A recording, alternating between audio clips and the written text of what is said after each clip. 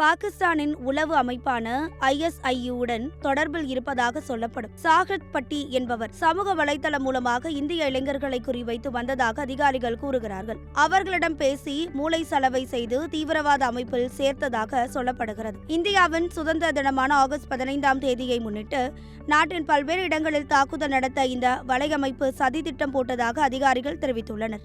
இந்த சதியை முறியடிக்க நாடு முழுவதும் பெரிய அளவில் சோதனைகள் நடத்தப்பட்டுள்ளன.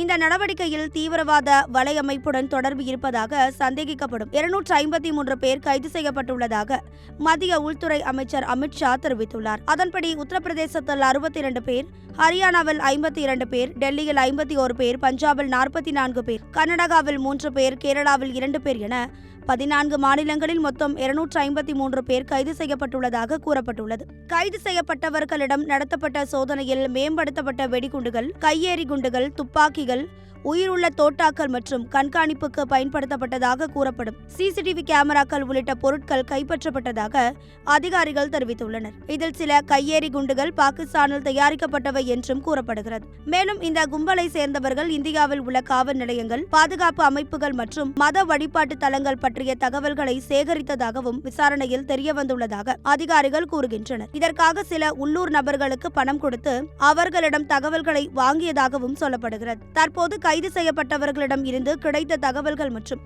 பறிமுதல் செய்யப்பட்ட ஆவணங்களை வைத்து இந்த வலையமைப்பின் பின்னால் இருப்பவர்கள் யார், அவர்களுக்கு வேறு யாரெல்லாம் உதவி செய்தார்கள் என்பதை பாதுகாப்பு மற்றும் விசாரணை அமைப்புகள் தீவிரமாக விசாரித்து வருகின்றன. மொத்தத்தில் ஆகஸ்ட் 15ஆம் தேதியை முன்னிட்டு இந்தியாவில் தாக்குதல் நடத்த திட்டமிட்டதாக கூறப்படும் ஒரு பெரிய சதியை பாதுகாப்பு அமைப்புகள் முறியடித்துள்ளதாக மத்திய அரசு தெரிவித்துள்ளது.